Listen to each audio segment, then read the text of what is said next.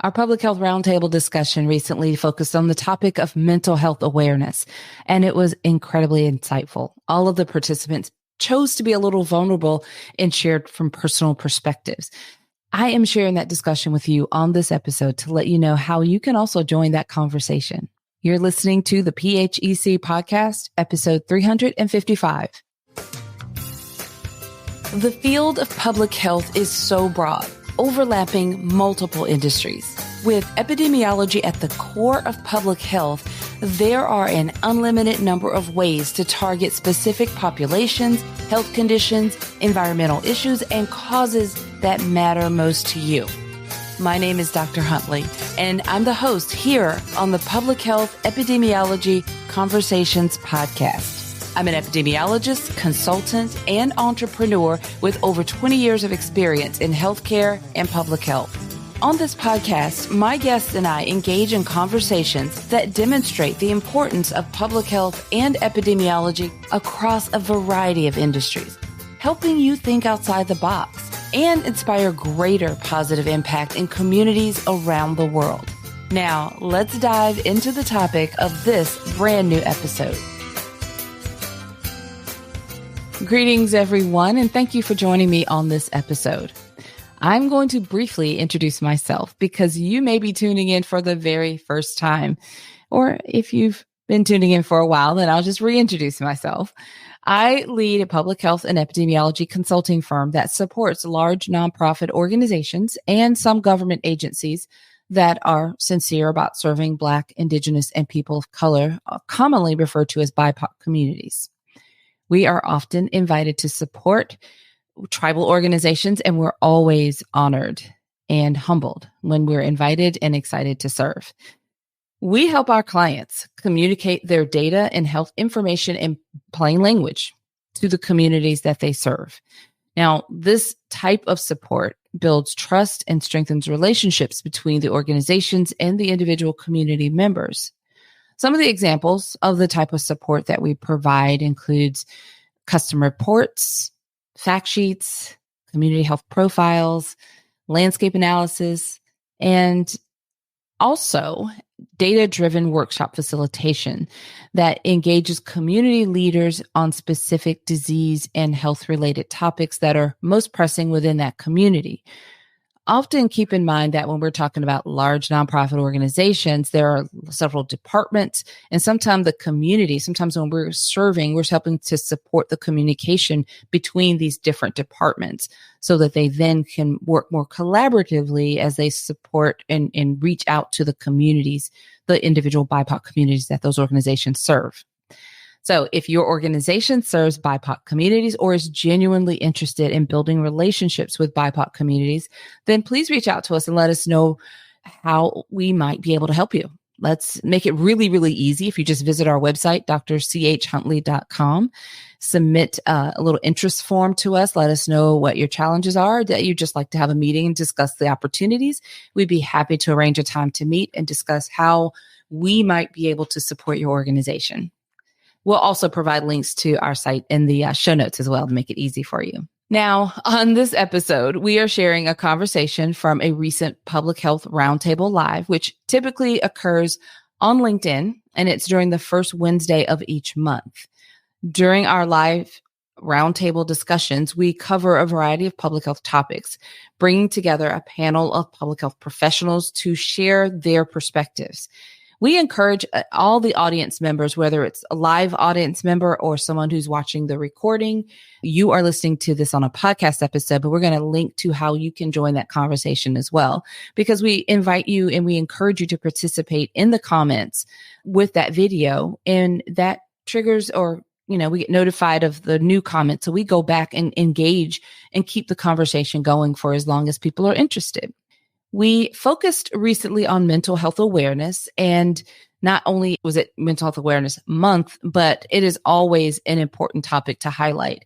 And we actually, the panelists, we walked away feeling very inspired to do so. We continued for weeks beyond that live recording, and even now continue to share with each other about, what are we doing? I found myself bringing that into a lot of my own conversations as I wrap up with friends, I will wrap up with, what are you doing to practice self-care? How are you taking care of yourself? And it's a constant reminder for myself, someone who's constantly moving into all these different directions, as a lot of us are, that it is really important to really make sure that we're taking care of ourselves and prioritizing our mental health. So I'm sharing this conversation with all of you on this episode.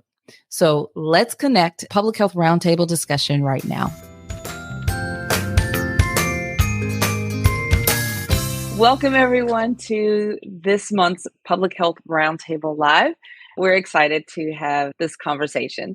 In all honesty, we were having a great chat kind of backstage, and then I said, okay, we have to go live. So this is going to be great, as always.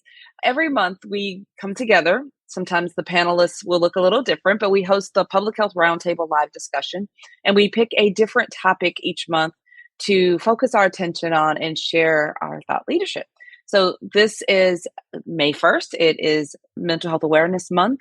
And you may be watching or listening to this conversation at some other month, but every month is important for this discussion and this topic. We're just in the month of May highlighting it. So even if you're listening to this or watching this later, don't think, oh, well, that's expired information or old information. It's relevant regardless. So one thing we'll ask you to do right now is share this recording, this whatever it is you're listening to, the video, the audio, share it so that to your network, just reshare it on LinkedIn so that others in your network can join in the conversation. We invite you to join in the chat. This is a very interactive, engaging conversation.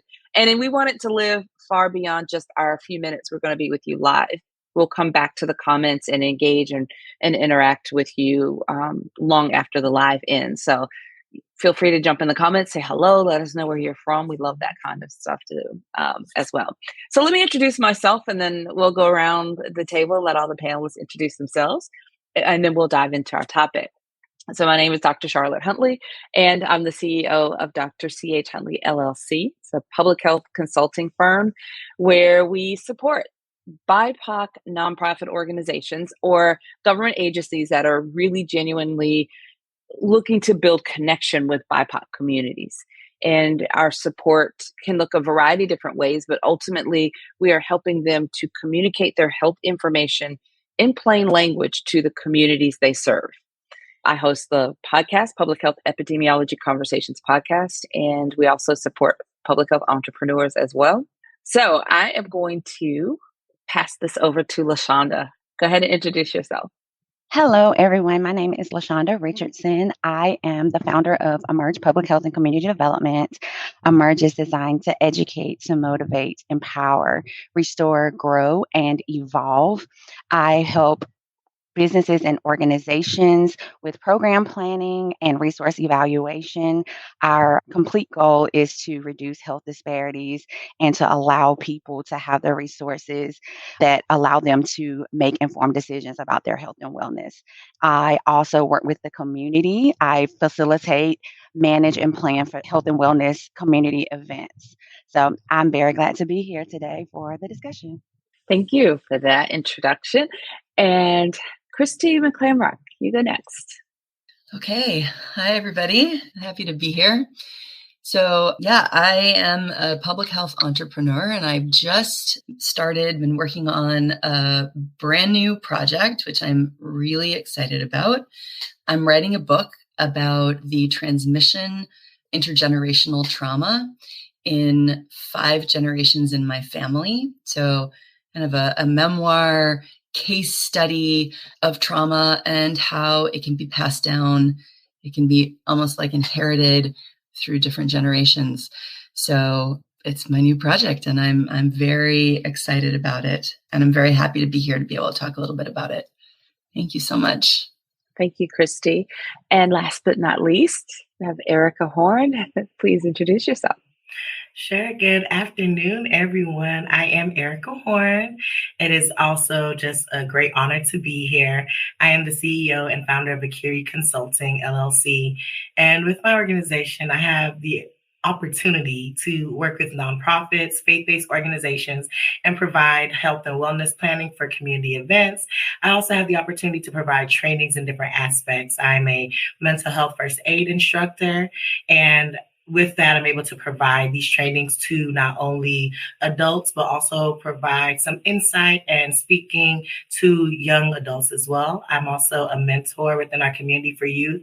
So I've been able to do different events with youth and provide mental health trainings and just support and providing an outlet and a safe space to provide resources to these different communities that I get to engage with and work with on a daily. I love everything that I get to do, and I'm excited to be here and to share this amazing topic, especially as a certified health education specialist. So that being my niche and loving to educate others, I'm really excited about today's conversation. Thank you for that introduction. Yeah, all of you are fantastic, and I'm really excited to be able to hear from each of you on the question. I'm going to share it on our screen here. The question that I'm going to ask each of you to share, and again, this goes for anybody who's joining us live. If you're watching the replay, you can also share your response to this question in the comments. We really want to hear from you. And the question is, how are we discussing mental health on a community level? Really meeting people where they are. You have to put this into a couple things into context. You have to think about who is your community. Your community as a professional, maybe your colleagues, other organizational leaders. It could be other, a higher professional level of whatever your niche is. It could be other public health professionals, or it could be a different niche of professionals, or it could be the individual community members that you're aiming to serve, and probably any other type of category in between. So you really think about it. If you think about it, even on a personal level, your community could be your family and your friends. We need to put that into context when we think about, the community on this community level. And then, of course, meeting them where they are, again, will look very different. If we're talking about those professionals in public health, or even those like mental health professionals, then that's a different conversation. The individual community member or family member may not be a public health or health professional or mental health professional. So all of that being said, I would like to just start with a very little brief statistic, or just kind of an overview. This is from NAMI. Just going to kind of read from here. If you have a mental health condition, you're not alone. 1 in 5 American adults experiences some form of mental illness in any given year. And across the population, 1 in every 20 adults is living with a serious mental health condition, such as schizophrenia, bipolar, or long-term recurring major depression. One of the things the reason I wanted to start there, and this Mental Health Awareness Month of May, I read started back in, I think it's 1949. And one of the big goals is, along with, awareness and education, is really getting rid of, eliminating the stigma that goes with mental health. So for me, as I thought about this question and this topic, because we serve large nonprofit organizations that are BIPOC focused, so they're focused their attention on Black, Indigenous, and people of color, we really have a heart for serving those organizations. I think about the stigma and that challenge, really trying to eradicate the stigma around mental health or mental illness. When you're talking about any of those communities that we serve, I think it's just amplified. It adds a heavier layer to the challenge. So one of the things that I do, and honestly, I've really elevated this in this year, is leading with vulnerability. So my willingness to be vulnerable with my leaders in this organization goes so much further in terms of building connection, and which ultimately helps to kind of break that stigma. When I let them see that I can relate, and how I relate, the more I relate to them, and the more I'm willing to pull back the veil and kind of share on that level, it goes leaps and bounds with helping to eradicate that stigma. So for example, many of you may be familiar with this if you're in my community or connect with me. I lost my mother at the end of last year. So it was toward the end of the summer last year. That was the only parent I knew. My father passed away before I was born, and my mother never remarried. So it wasn't that I had a bad relationship with my father. I just had no father figure. So that was the only parent I knew. And even though I'm in my 50s, when I lost my mother, and she had been sick for a while, there's nothing that can prepare you for that. So it was an emotional roller coaster. I knew I wanted to have a therapist that specialized in grief to kind of navigate that journey with me. And it wasn't the first time I, had worked with a therapist. I found a great person, and literally I told her probably about a month in, I said, we're going to be in a very long-term relationship. Because one of the things I learned is that I guess became like really aware to me is we don't need to wait for something to happen to get that type of support. So what if I could do something different? I would have always had someone like that in my life. Like we go to primary care for our physical conditions. Why not have our group of therapists or mental health support professionals always on like as a regular check-in on as an ongoing thing? So I share that very openly because that is the kind of example that I think BIPOC leaders, individuals, we need to embrace that in a way of kind of breaking the stigma. So I'm going to pass the mic over to LaShonda because LaShonda, I would love to hear from you on this topic and how are you discussing mental health on a community level, especially with the work that you do in really meeting people where they are? Yeah, so I think the main thing with working with the community is connecting. I think it is connecting, it is listening and understanding the perspective and just kind of respecting the perspective that people are coming from. There are so many people with different backgrounds and sometimes how people were raised, even in my background in my family, it was kind of what goes on in the house or what goes on in the family stays in the family. It's a tradition, you don't tell the family business, or if something happens, you just kind of keep it. So sometimes people are reluctant to share. And then you mentioned the stigma that comes around mental health, people reaching out and not feeling like they're crazy or something's wrong with them because they're going to see a therapist or something like that. So just listening and understanding what their perspective is and how they understand what mental health is and what they're willing to do to help them combat the mental illness or combat, something that may be going on, and giving them actual skills to be able to cope with things, because someone may not be willing to go see a therapist right away, but having those skills and having those things that we can teach people on how to relax or reduce stress or anything like that. So giving them the skills and the tools and the education to be able to cope with things that they are going through. So that's what I do. I try to connect and try to understand and listen and meet them where they are and just truly respect the perspective and where they're coming from and what they're willing to do to cope with what they're going through. That's well said. And also, especially the part you mentioned about the not willingness, some people aren't willing to the stigma of just talking openly, that family business, you don't talk about that. And some people are not willing to any, steps in that direction. But a key thing you said that stood out for me is like holding space to hear them. Let people express how they feel about it without any interruption and without any judgment. I was in a situation like that not too long ago where 5 people in this conversation, and one made it really clear, I'm not doing that. I had a bad experience. I've tried that before. I'm not doing this. I'm not going that route. And we gave her the space to speak her mind on that without judgment. And other people shared their experiences. The interesting thing that happened is that one who was very resistant actually listened.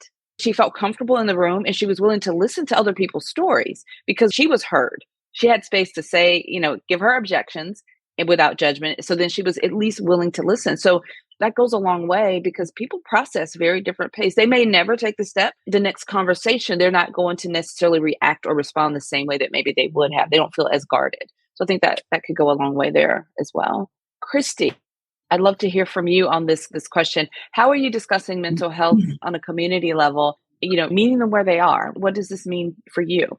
Yeah, well, Charlotte, I was thinking when you were speaking before, I also lost my mom this year. I know that's a journey that you and I have actually been on together and have been able to talk about that process and grief. And so I was really fortunate that I had a chance to talk to my mom about my idea for the book before she died and to say, I really want to write this story. It's like a memoir. I want to write about our family history, her grandparents and her parents, and then she and my dad, my husband and I, and then our daughter. So those are the 5 generations.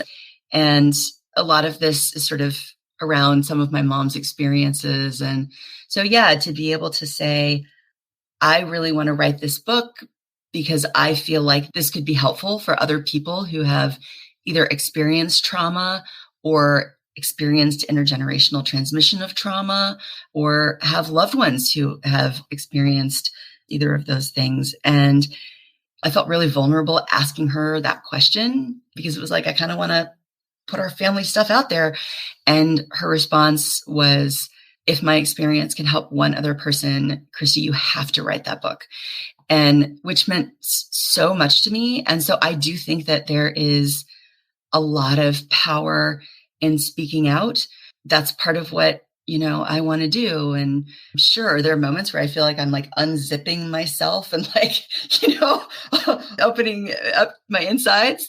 And that's okay, because I think that that is part of the way that we can reach our communities.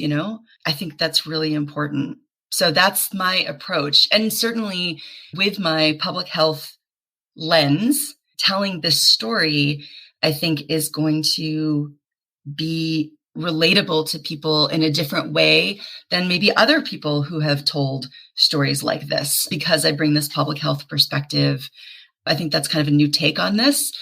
And I think that that could be powerful too. So yeah, this topic is so important to me. And I also, I've been in therapy for a long time and with lots of support. And, that's been like a saving grace for me and for the people in my family. And also, I just want to say that, the story is not just about the difficult times. It's also a story about breaking the chains of this transmission of trauma. So it's about resilience and it's about connection. I love, LaShonda, that you use the word connection. I think that's really important. It's about strength and it's about healing.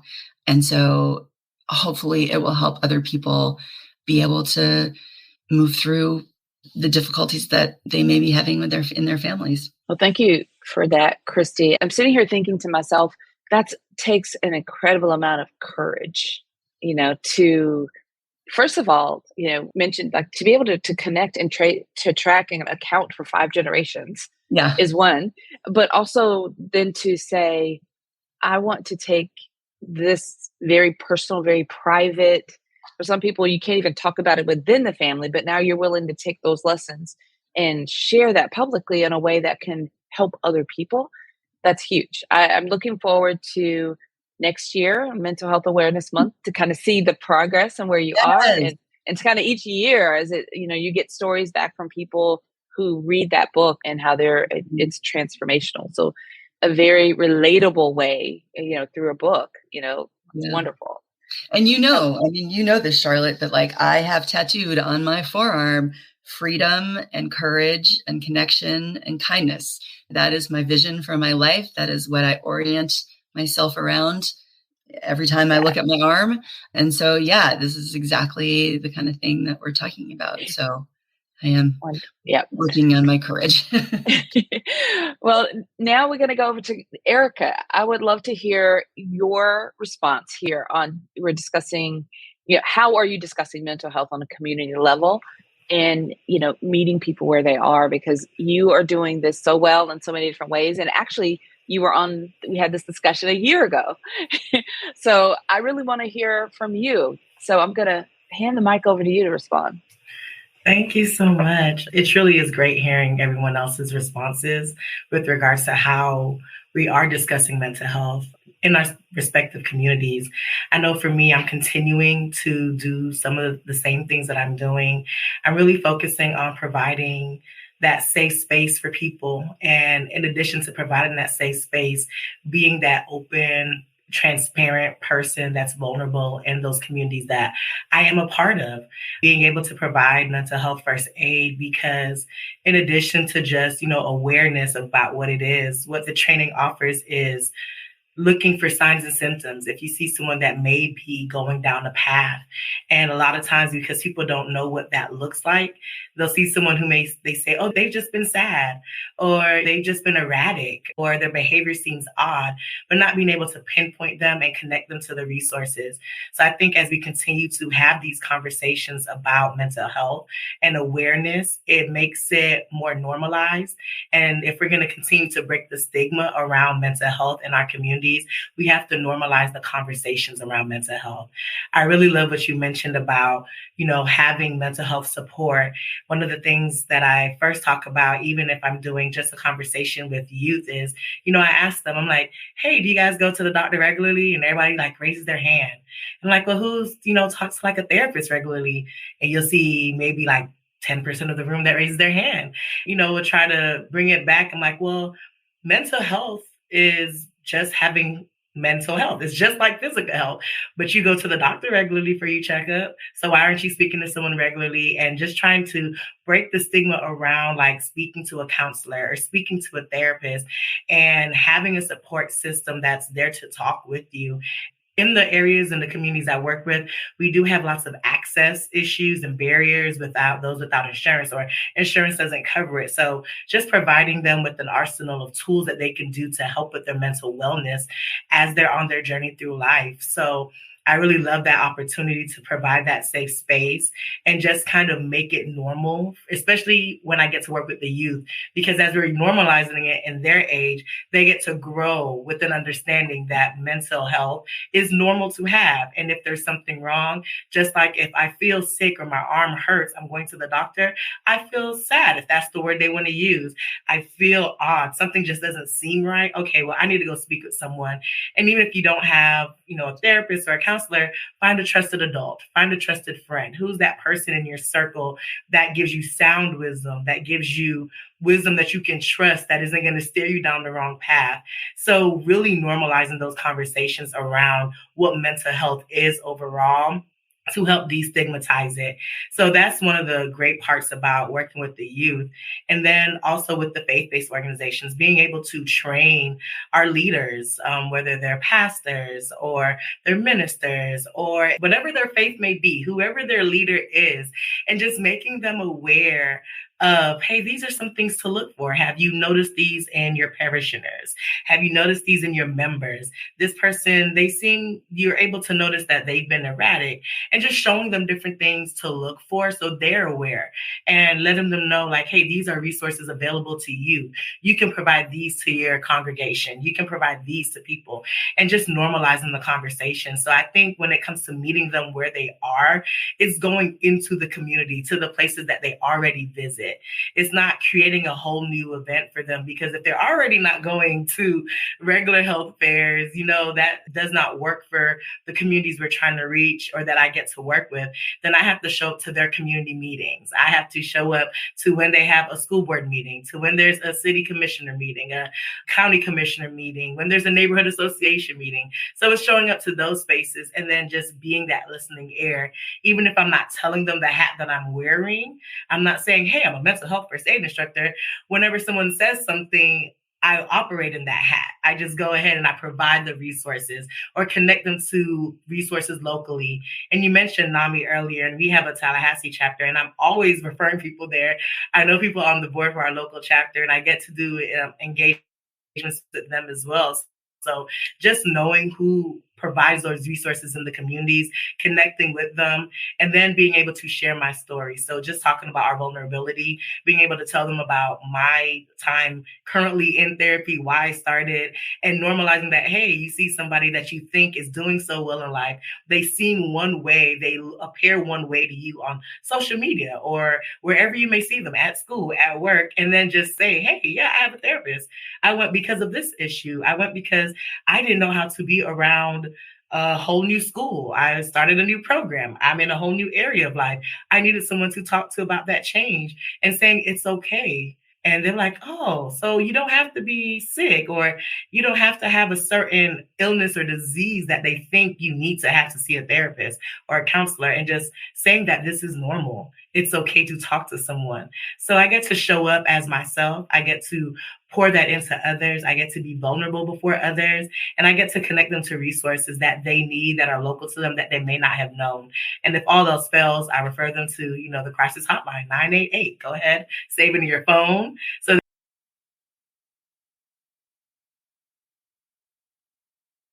24/7, but just letting them know, even if you don't feel like you have somebody, connecting them to the resources that are local to them. And those are ways that I get to show up and discuss mental health in the communities that I'm a part of. Oh, that was wonderful. all of you had such great things to share, and there's such intertwining and so much overlap. And I want to keep talking about it, and I have to be mindful of our time.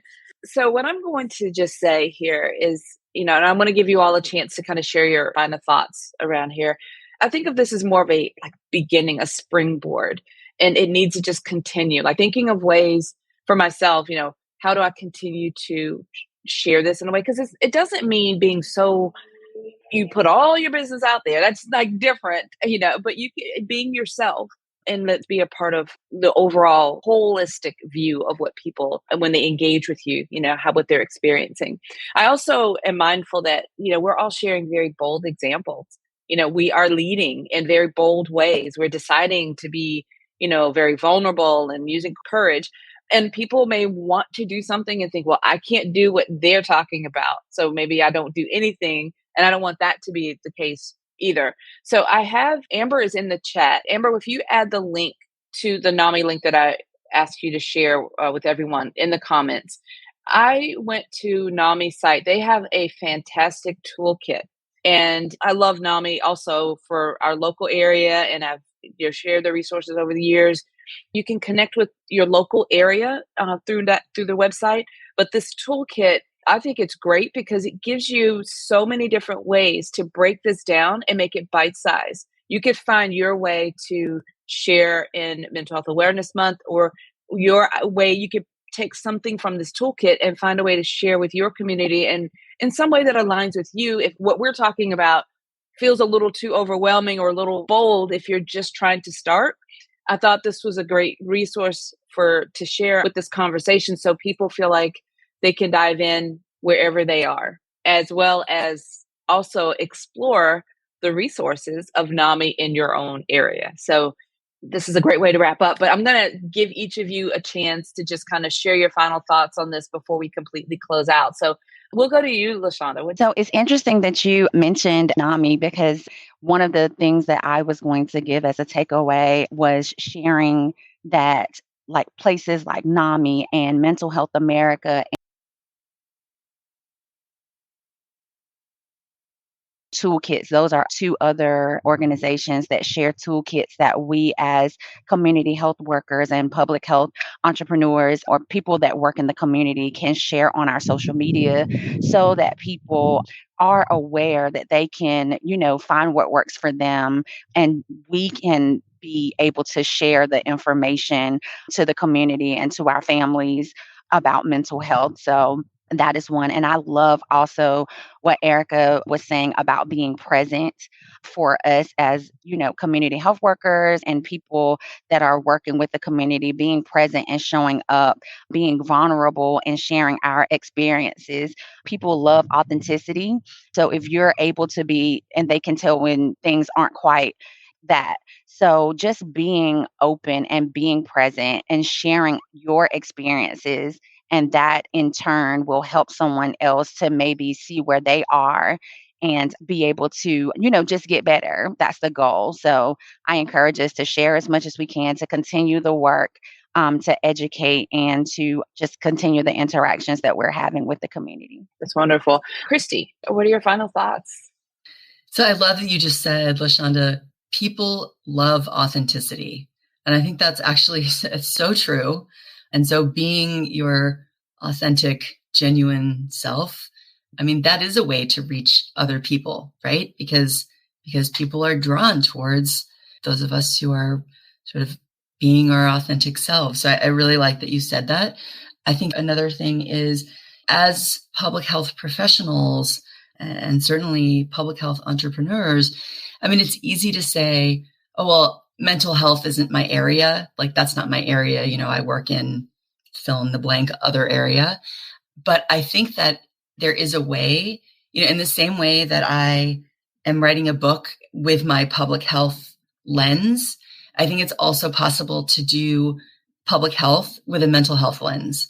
Even if it's not directly what your focus is, I think it's important for all of us to keep in mind, Ericka, you kept saying that there's physical health and then there's the mental health, and those are both part of your health. They're both part of who we are. And to have that perspective, I think that really strengthens our public health workforce to be able to hold that in our minds when we're doing the work that we do. That was great. I love that, doing public health with that mental health lens. That's really good. And Ericka, what are your final thoughts? So what I'm hearing is a theme of vulnerability, authenticity, and dare I say intentionality, being intentional about the way you show up so that we can actually be our best selves. I will leave everyone with just something to consider and to think about, even as we're having a conversation about mental health in our communities, as we're serving the different people that we serve. How are we taking care of our own mental health? Because we can only do so much. We can only pour out so much if we're caring for ourselves. So even if you're listening to the replay or watching it live, consider the ways in which you are and are not, considering your own mental health. And I challenge you to take better care of it. I challenge you to do something different, whether it's go for a walk, whether it's, listen to a short story, whether it's drawing, finding something that feeds your mental health, listening to a self-help book, whatever it is that you as an individual need in your toolkit for your own mental health. Don't take it for granted, because the work that we're doing impacts so many people on a community level, on a state, a national, and a global level. So if we're going to be able to continue to do the work that we're doing, we have to really be intentional about making sure that we are taking care of ourselves so we can show up as our best selves. So I encourage everyone to do that if you aren't already. And then if you do have some tips that you do like, I would, even say share those in the chat as well. What is something that you're going to do that this month that you haven't done before, that you're going to be intentional about addressing your own mental health in a way that's impactful for others? So that's my last thought and takeaway. Oh, that was so good. Thank you, Ericka. Actually, I'm going to make sure I got a couple of things I'm going to add into the chat because I'm doing some things very intentionally, like you said, for myself. So this has been such a great conversation. I say that every month, right, when we do these discussions, but I really mean it. I think this is exciting to have at the very first day of the month. A lot of resources we're sharing in the comments in the chat. Thank you all for taking time thank you to our panelists for being here and sharing your thoughts and insights. And thank you for all that joined live, and as well as those who will be watching the replay. All of our names are on the screen. So make sure that if you're not already following or connected with us, that you connect with us on LinkedIn. Share anything that rises up for you in the comments so we can continue this discussion. And then, of course, feel free to reach out to any of us individually for anything that we can help support you and your business as well. All right. Thank you all. And I will see you next month. I really hope you enjoyed that conversation as much as we did. In the show notes for this episode, we've included a link to that LinkedIn live stream recording in case you'd like to add your comments and join that conversation. It's not too late to do so. The show notes page for this episode, which is episode 355, can be found at phecpodcast.com. Once you're there, just navigate to episode 355 to find its show notes. You'll also find the links to connect with the other panelists that you heard in that discussion. Now, one more thing before you go. Please take a moment and share this episode with your network, directly with a friend or to your full network. It's really easy to do. If you're listening in one of the podcast apps, you can easily share this episode through text or directly to social media. Or if you're on the show notes page at all, just scroll to the bottom of that show notes page. You'll find also social media sharing buttons, which make it super easy to share this episode with your network. All right, everyone. Until next time, have a fantastic rest of your day. Thank you for listening to the Public Health Epidemiology Conversations podcast. Visit phecpodcast.com to find the show notes for each episode and to learn how to work with me.